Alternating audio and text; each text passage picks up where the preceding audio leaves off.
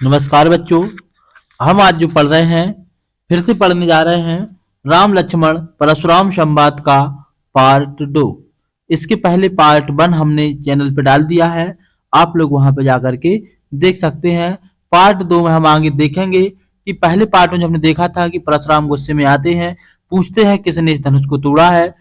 तो उस धनुष को तोड़ने में राम जवाब देते हैं कि आपके दास के अलावा कौन तोड़ सकता है। तो परशुराम जी कहते हैं कि वह व्यक्ति मेरा दास नहीं हो सकता जिसने धनुष को तोड़ा है, उसने ये शत्रु वाला काम किया है, वह मेरा दुश्मन है। इतना सुनने के बाद लक्ष्मण कहते हैं जो मुस्कुरा करके कि ऐसे धनुष तो हम बचपन से तोड़ते आ रहे हैं, आज तक आपने गुस्सा नहीं की। तो इतना सुनने के बाद जब परशुराम कहते हैं कि ये कोई सामान्य धनुष नहीं है, ये जो शिव जी का धनुष है जो विश्व विदित है। इतना सुनने के बाद आगे लक्ष्मण क्या कहते हैं इस पार्ट में हम इसके बारे में जानेंगे। तो इसमें हम जो देखने वाले हैं स्पष्ट इसमें कि लक्ष्मण जी क्या कहते हैं। लखन कहा हंस हमरे जाना, सुनहु देव सब धनुष समाना। लक्ष्मण जी हंस करके कहते हैं कि हमने तो यह सुना था कि सभी धनुष जो है एक समान होते हैं। का छति लाभ जून धन तोरे, देखा राम नयन के भोरे। इस धनुष को तोड़ करके ऐसी क्या हानि या लाभ हो गया जो आप इतने गुस्सा हो रहे हैं और इस तरीके से आप कह रहे हैं।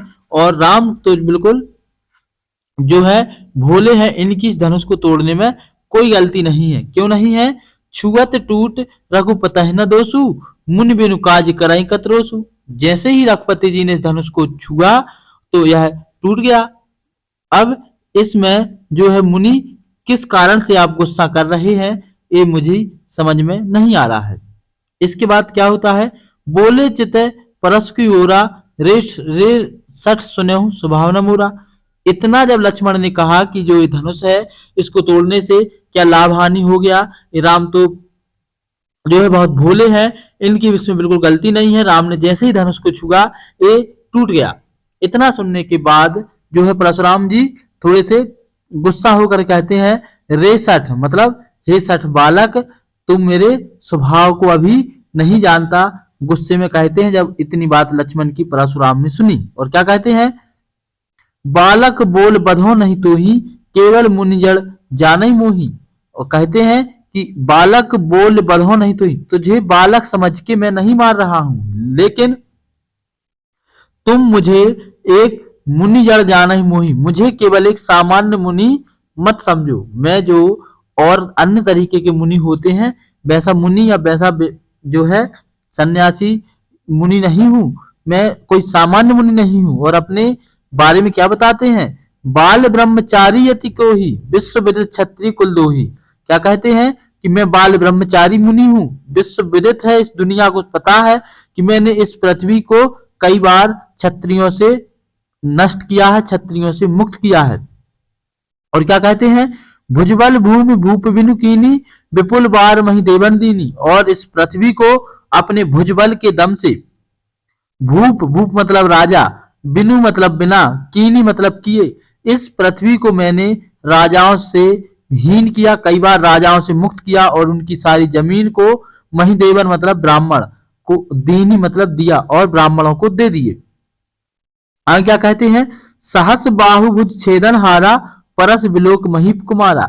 और क्या कहते हैं। सहस बाहु, जो सहस बाहु की हजार भुजाओं वाला सहस बाहु था वह मेरा शत्रु था, उसकी हजारों भुजाओं को मैंने छिन्न छिन्न किया है अपने इस फरसे के दम से, परसे के दम से। और इस तरीके से जो है महीप कुमारा मतलब राजा के पुत्र को, वह मतलब राजपुत्र सुनो, लक्ष्मण को समझाते हैं कि इस तरीके से हमने भुजबल से जो पृथ्वी को राजाओं से हीन किया, देवताओं मतलब और उनकी जमीन को छीन करके महिदेवन मतलब ब्राह्मणों को दिया, सहस बाहु के हजारों भुजाओं को काटा अपने फरसे की दम से।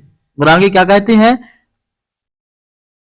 मात पिता जनि सोच बस, करस महिष किशोर, गर्भन के अर्भक दलन, परस मोर अति घोर। इतना कहने के बाद और आगे क्या कहते हैं। कहते हैं कि मात पिता जनि सोच बस, करस महिष किशोर, गर्भन के अर्भक दलन, परस मोर अति घोर। मतलब हे बालक, अपने माता पिता के बारे में सोचो, तुम मुझे अभी जानते नहीं हो। मैंने इस फरसे के दम पर गर्भक के अर्भक दलन, अर्भक मतलब होता है बच्चा, मैंने गर्भ के बच्चों को भी नहीं छोड़ा है, मेरे इस कठोर परसे के दम से वो भी नहीं बचे हैं, फिर तुम कैसे बचोगे?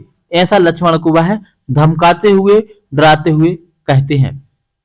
तो बच्चों, हमने इस तरीके से दूसरे पद के अर्थ को समझा। एक बार फिर से हम इसको रिवाइज कर लेते हैं कि क्या इसका पूरा अर्थ हुआ। इसका अर्थ हुआ, लक्ष्मण जी हंसकर कहते हैं, हे देव मुनि सुनिए, हमारी समझ में तो सभी धनुष एक जैसे हैं, इस पुराने धनुष को तोड़ने में क्या हानि है? और आगे क्या कहते हैं, और क्या लाभ है? श्री रामचंद्र जी ने तो इसे नए के भ्रम में देखा था, यह तो छूते ही टूट गया।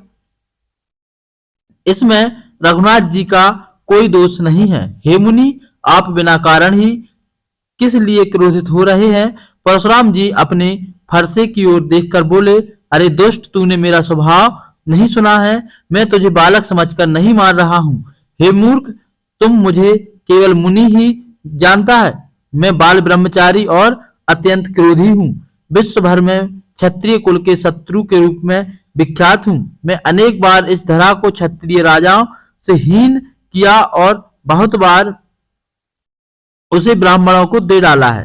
हे राजकुमार, सहस्त्रबाहु की भुजाओं को छिन्न छिन्न करने वाले इस फरसे की ओर देख। हे राजपुत्र, जन्म देने वाले अपने माता पिता की ओर को सोच। मेरा फरसा इतना कठोर और भयानक है कि यह गर्भों के बच्चों का भी नाश करने वाला है। इस तरीके से जो है दूसरे पार्ट का जो हमारा प्रसंग है जो है आगे बढ़ा।